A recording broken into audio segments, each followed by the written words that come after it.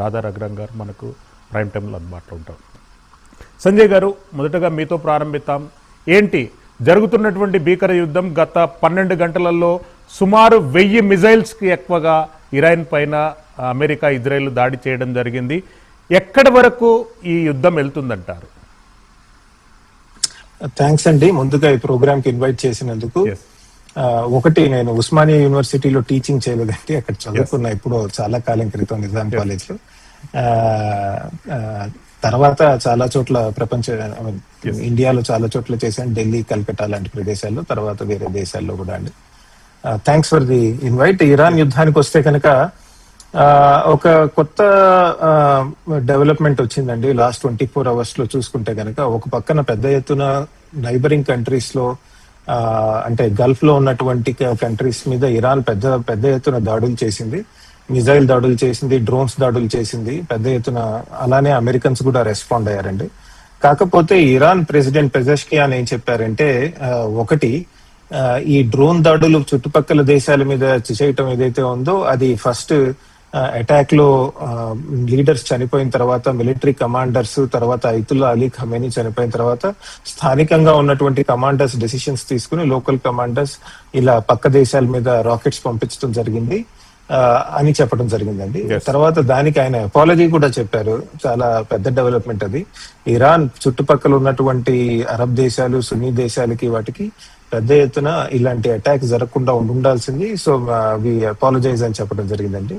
మూడో పాయింట్ ఏంటంటే, ఇంక ముందు చేయటం ఇలాంటివి జరగవు అని కూడా ఆయన చెప్పడం జరిగిందండి. సో ఇది ఒక చూసుకుంటే రీజనల్ పాలిటిక్స్ లో ఒక ముఖ్యమైనటువంటి డెవలప్మెంట్ అండి.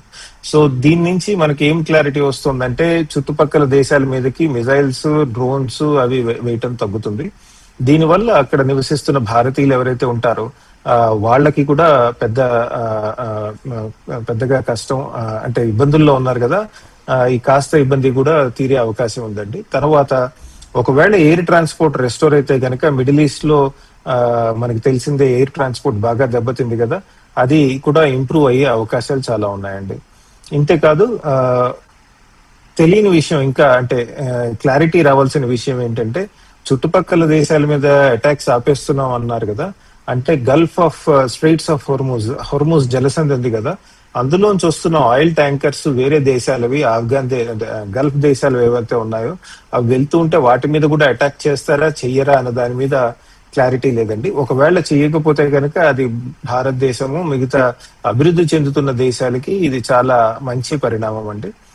దీన్ని డొనాల్డ్ ట్రంప్, ఇరాన్ లొంగిపోయింది, ఇంకేముంది, ఇరాన్ ఓటమి దాదాపు ఒప్పుకున్నట్టే, కానీ ఇప్పటికీ యుద్ధమాపం పూర్తిగా పతనమయ్యి ఇరాన్ నాయకత్వం పూర్తిగా పతనమయ్యేంత వరకు ఇది చేస్తాము, అక్కడ కొత్త ప్రభుత్వం వచ్చేంత వరకు చేస్తామని చెప్పడం జరిగిందండి. కానీ చూద్దాం ఎంతవరకు వెళ్తుంది ఇది ఇట్లా అని. బట్ ఏదైతే ఒక చిన్న ఉపశమనం కలిగింది చుట్టుపక్కల దేశాలకండి. అంటే ఇరాన్ దాడులను పాక్షికంగా ఆపడం లేదు అనేటటువంటిది క్లారిటీ ఇచ్చారు. కానీ అమెరికానేమో యుఏఈతోని నెగోసియేషన్స్ అయినాయి, వాళ్ళు కంపల్సరీగా ఇరాన్ దాడులు ఆపుతుంది అనేటటువంటి అంశాన్ని పలు వేదికలలో స్పష్టం చేశారు. ఎట్లా చూడాలంటారు సార్?